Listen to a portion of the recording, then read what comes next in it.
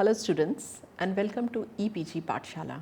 I am Dr. Shefali Nagpal, Associate Professor at Human Resource Development Center, Bhagat Phool Singh Mahila Vishwavidyalaya, Sonipat.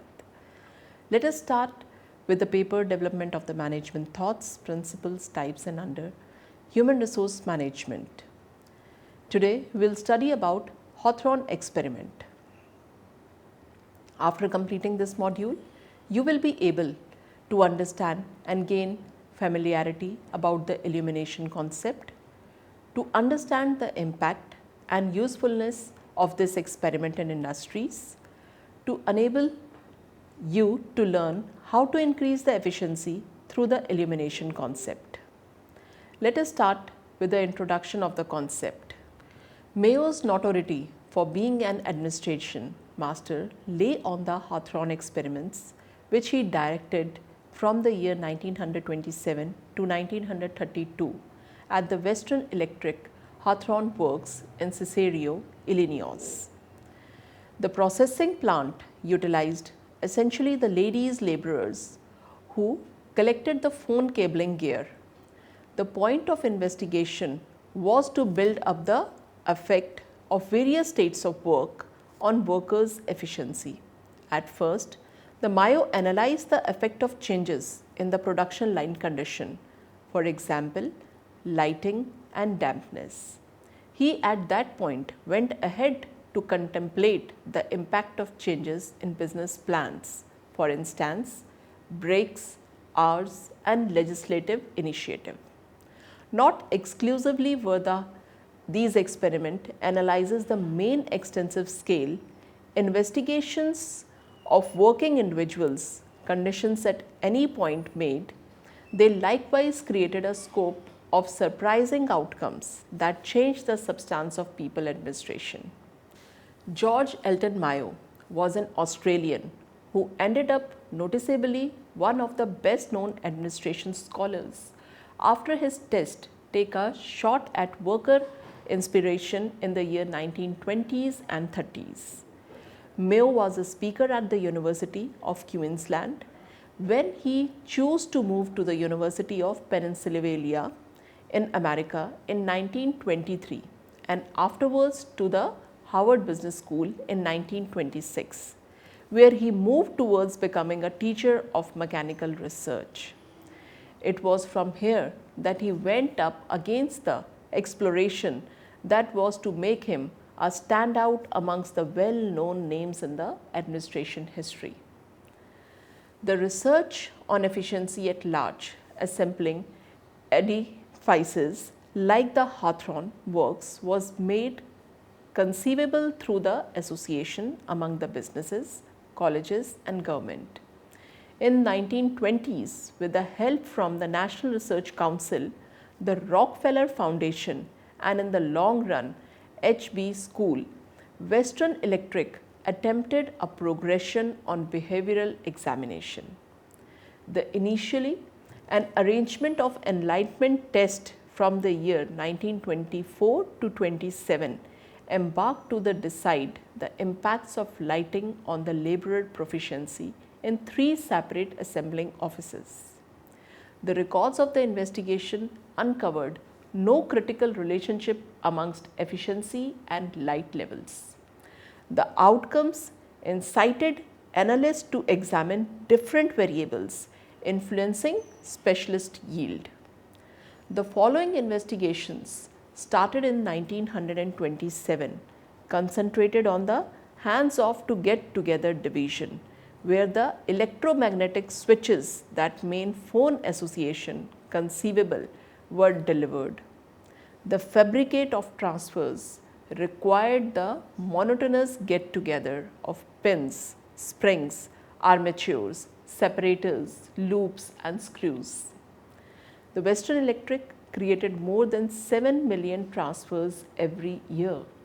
As the speed of individual labor decided general generation levels, the impact of variables like rest periods and work hours in this office were individually noteworthy to the organization. In the different test room, an administrator arranged paths of 5 ladies to amass. The women dropped the finished transfer into a chute where a recording gadget punched an opening into persistently moving paper tape. The quantity of the gaps uncovered the generation rate for every laborer. Scientists were uncertain if efficiency expanded in this examination as a result of the presentation of the rest period, shorter working hours, wage motivation forces, the progression of the little gathering, or the different consideration the ladies got. In 1928, George Pennock, an administrator at Western Electric, swung to Elton Mayo at Harvard Business School for direction. We'll have a man turned out from one of the schools and saw what he could enlighten us regarding what we have discovered. This was a statement given by Pennock. Student, let us study the background of this experiment. Mayo's reputation as a management guru rests on the Hawthorne experiments, which he conducted from 1927 to 1932 at the Western Electric Hawthorne Works in Cicero, Illinois. The factory employed mainly women workers who assembled the telephone cabling equipments. The study aimed to establish the impact of the different conditions of work on employee productivity. Initially, Mayo examined the effect of changes in the factory environment, such as lighting and humidity. And then he went on to study the effect of changes in the employment arrangements, such as breaks, hours, managerial leadership. Not only were the Hawthorne experiments the first large-scale studies of working people condition ever made, they also produced a range of remarkable results that changed the face of the people management. Now let us study the definition of these experiments. As Taylor, through his analysis, expanding creation by supporting it, Elton Mayo and his adherents tried to build creation by acculturating it through behavioral examination, prominently known as Hawthorne experiments or studies. The reality remains that an introduction to the investigation of authoritative conduct will stay inadequate without a say of Hawthorne thinks about or tests. In the November 1924, a group of the scientist teachers from the eminent Harvard Business School of USA started researching into the human parts of work and working conditions at the Hawthorne plant of Western Electric Company, Chicago. The organization was delivering ringers and other electric types of gear for phone industry. Conspicuous teachers incorporated into the exploration group were the Elton Mayo, who was basically a psychologist, and Whitehead, who was basically sociologist, and William Dixon, who was organization delegate. The group led 4 separate exploratory and behavioral investigations over a 7-year time span. The Hawthorne tests were pivotal examinations in the human relations that were conducted in the vicinity of 1924 and 1932 at Western Electric Company Hawthorne Works in Chicago. Initially planned as enlightenment concentrates to decide the connection amongst the lightning and efficiency, the underlying tests were supported by the National Research Council of the National Academy of Sciences. In 1927, an examination group from Harvard Business School was welcomed to join the investigation after the brightening test drew unexpected outcomes. The 2 other arrangements of the tests, the transfer get-together test and the blank wiring test, took after the enlightenment tests. The investigations accepted the name Hawthorne test or concentrate from the area of the Western Electric plant. Finished up by 1932, Hawthorne ponders with the accentuation on the another elucidation of gathering conduct, where the reasons for the school of the human relation. Some of the major phrases of the Hawthorne experiments are as follows. One is the Illumination experiments, second is the relay assembly test room experiments, third is mass interviewing program, fourth bank wiring observation room experiment. The experiments to conduct the effect of changes in illumination on productivity, illumination experiments were conducted in the year 1927 to 27. Experiments to determine the effects of changes in the hours and other working conditions on productivity, relay assembly test room experiments were conducted in the year 1927 to 28. Conducting plant-wide interviews to determine worker attitudes and sentiment, massed interviewing program was conducted during the period 1928 to 1930.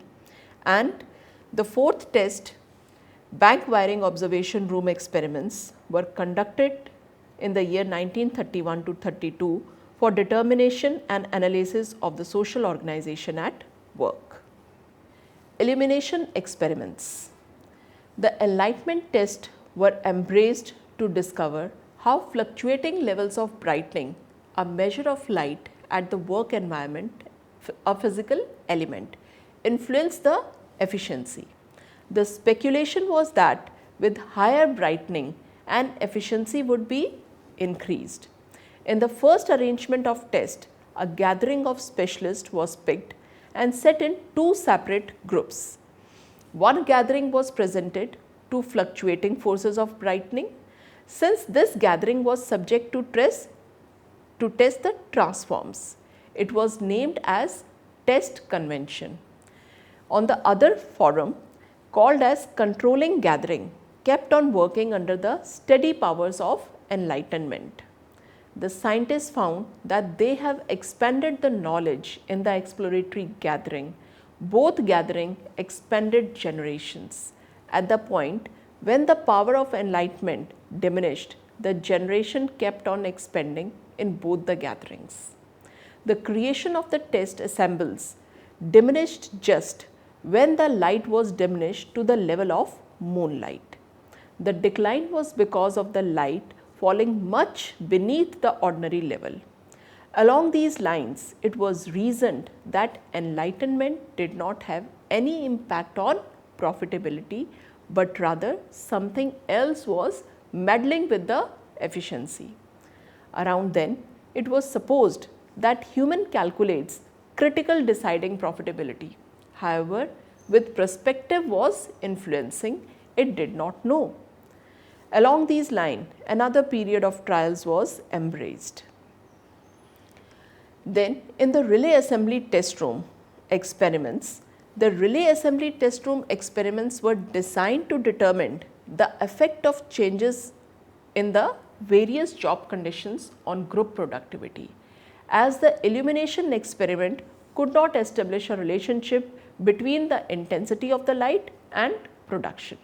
For this purpose, the researchers set up the relay assembly test room. 2 girls were chosen for it. These girls were asked to choose for more girls as co-workers. The work is related to assembly of telephone relays. Each relay consisted of some part which girls assembled into finished products. Output dependent on the speed and continuity with which the girls worked. The experiment started with introducing numerous changes in the sequence with duration of each change ranging from the 4 to 12 weeks. An observer was associated with the girls to supervise their work. Before each change was introduced, the girls were consulted. They were given the opportunity to express their viewpoints and concerns to the supervisor. In some cases, they were allowed to take the decisions on the matter concerning them. The following were the changes and the resultant outcomes of this. Firstly, the incentive system has been modified so that each girl's extra pay was based on the other 5 rather than the output of the large group, say 100 workers or so. The productivity increased as compared to before. Secondly, the 2 5-minute rests, one in the morning session and other in the evening session, were also introduced, which were increased to 10 minutes. The productivity again increased. Thirdly, the rest period was reduced to 5 minutes, but the frequency was increased. The productivity decreased slightly. The girls complained that frequent rest intervals affected the rhythm of the work. Fourthly, the number of the rest was reduced to 2 of 10 minutes each, but in the morning, coffee or soup was served along with a sandwich, and in the evening, snack was provided. The productivity increased. At fifth, changes in the working hours and workday were introduced, such as cutting an hour off in the end of the day and eliminating Saturday work. The girls were allowed to leave at 4:30 p.m. instead of the usual 5 p.m. and the later at 4 p.m. Productivity increased. As each change was introduced, absenteeism decreased, morale improved, less supervision was required. It was assumed that these positive factors were there because of the various factors being adjusted and making them more confident. At this time, the researcher decided to revert to an original position, that is, no rest and no benefits. Surprisingly, productivity increased further instead of going down. This development caused a considerable amount of redirection in thinking, and the result implied that productivity increased not because of the positive changes in the physical factors, but because of the change in the girls' attitude towards work and their work group. They developed a feeling of stability and sense of belongingness. Since there was more freedom of work, they developed a sense of responsibility and self-discipline. The relationship between the supervisor and the workers became close and friendly. In the third mass interviewing program, during the experiments, about 20,000 interviews were conducted between 1928 to 1930 to determine the employees' attitude towards company, supervision, insurance plan, promotion and wages. Initially, these interviews were conducted using direct questioning such as, do you like your supervisor? Or is he in your opinion fair? Does he have a favorites, etc.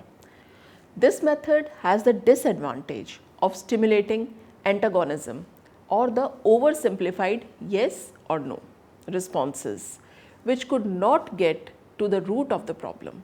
The method was changed to non-directive interviewing, where the interviewer was asked to listen to instead of talking, arguing or advising. The interview program gave valuable insights into human behavior in the company. Let us now study some of the major findings of the program. A complaint is not necessarily an objective recital of the facts. It is a symptom of the personal disturbance, the cause of which may be deep-seated.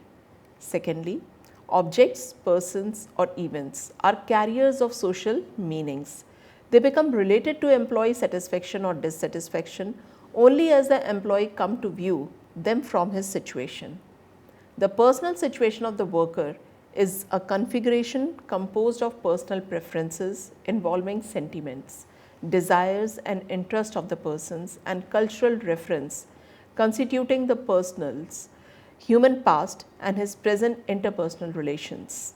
The position or the status of the worker in the company is a reference from which the employee assigns meaning and values to the events, objects and feature of his environment such as hours of work, wages, etc. Fifth, the social organization of the company represents a system of value from which the worker derives satisfaction or dissatisfaction according to the perception of his social status and expected social rewards. The social demand of the workers are influenced by the social experience in groups, both inside and outside the work plant. During the interviews, it was discovered that workers' behavior was being influenced by the group behavior. However, this conclusion was not very satisfactory and therefore researchers decided to conduct another series of experiments. As such, the detailed study of a shop situation was started to find out behavior of workers in small group. As we can see in this figure, lessons that has been adopted from these behavioral viewpoint studies and experiments are, it is divided in the matrix of 2 by 2. The employees are motivated by the social needs and association with others. Here, employees want to participate in the decisions that affect them. On the other side is employees' performance is more result of the peer pressure than management incentives and rules. Managers need to involve subordinate in coordinating their work to improve the efficiency. In the fourth experiment, bank wiring observation room experiment, these investigations were directed to discover the effect of little gathering of the people. In this trial, a group of 14 male laborers were framed into a little work meeting. The men were occupied with the gathering of terminal banks for utilization in phone trades. The work included appending wires with switches for certain gear utilized as a part of phone deals. The time-based compensation for every specialist was settled on the premise of the normal yield of every laborer, reward as additionally payable on the assumptions of the collective endeavor. It was normal that profoundly skilled specialists would convey weight on less capable laborers to build yield and exploit gather motivation design. In any case, the technique did not work and experts built up their particular standard of yield, and this was implemented enthusiastically by different strategies for social weight. The specialists referred to different explanations behind this conduct, viz. Dread of unemployment, dread of increment in yield, earning to secure moderate laborers, and so on. The Hawthorne test unmistakably demonstrated that a man at work is roused by more than the fulfillment of financial needs. The administration ought to perceive that individuals are social creatures and not simply monetary creatures. As a social being, they are the people from a gathering, and government should attempt to comprehend assembled states of mind and gathering brain science. The following were the main conclusions drawn by Professor Mayo by these experimental studies. First, social unit. A factory is not only a techno-economic unit but also a social unit. Men are social beings. This social characteristic at work plays a major role in motivating people. The output increased in relay room due to effective functioning of social group with warm relationship with its supervisors. Second, group influence. The workers in the group develop a common psychological bond uniting them as the panel in the form of informal organization. Their behavior is influenced by these groups. The pressure of the group rather than management demands frequently has the strongest influence on how productive workers would be. Group behavior. Management must understand that a typical group behavior can dominate or even supersede individual propensities. Fourth, motivation. Human and social motivation can play a greater role than little monetary incentives in moving or motivating and managing the employee group. Supervision. The style of control affects the worker's attitude to work and his productivity. A supervisor who is friendly with his employees and takes an interest in their social problems can get cooperation and better results from subordinates. Working condition. Productivity increases as a result of improved working conditions in the organization. Seventh, employee morale. Mayo pointed out that workers were not simply cogs in the machinery. Instead, the employee morale, both individual and in groups, can have profound effects on productivity. Eighth, communication. Experiments have shown that the output increases when workers have explained the logic behind various decisions, and their participation in decision making brings better results. Ninth is balanced approach. The problems of the employees could not be solved by taking one factor, that is, management could not achieve the results by emphasizing one aspect. All the things should be discussed and a decision is made for improving the whole situation. A balanced approach to the whole situation can show better results. Let us see what conclusions of these experiments was taken out. It took Mayo some time to work through the results of these experiments, particularly the seemingly illogical result, the relay assembly room operations. His most important conclusion was that the prevailing view of the time that people want to work purely for the money and living was deeply flawed. Work was much more. It was first and foremost a group activity in which other people and their behavior, are they colleagues, managers or observers, affected how well people worked. People morale and productivity were affected not so much by the conditions in which they work, out by the recognition they received. The rises in the productivity in the relay assembly room were achieved under the affected eye of the observers, not because the conditions made the workers feel good, but because the employees felt valued. The conclusions derived from these experiments are: first, social and psychological factors are responsible for the workers' productivity and job satisfaction. Only good physical working conditions are not enough to increase the productivity. Secondly, the informal relations among the workers also influences the employees' behavior and performance more than the formal relationship in the organization. Third, the employees will perform better if they are allowed to participate in the decision making affecting their interest. Fourth, employees will also work more efficiently when they believe that the management is interested in their welfare. Fifth, when employees are treated with respect and dignity, their performance will improve. Sixth, financial incentives alone cannot increase the performance. Social and psychological needs must also be satisfied to increase productivity. Good communication between the superior and the subordinates can improve the relations and the productivity of the subordinates. Lastly, special attention and freedom to express their views will improve the performance of the workers. Now let us also study the criticism of the Hawthorne studies, which was criticized on the following grounds. Firstly, it lacks validity. The Hawthorne experiments were conducted under the controlled situations. These findings will not work in the real setting. The workers under observation knew about the tests. Therefore, they may have improved their performance only for the experiments. Secondly, more importance to the human aspects. These experiments gave too much importance to the human aspect. The human aspect alone cannot improve productivity. The production also depends upon the technological and other factors. Thirdly, more emphasis on the group decision making. The Hawthorne experiments placed too much emphasis on group decision making. In a real situation, an individual decision cannot be neglected, especially when quick decisions are required.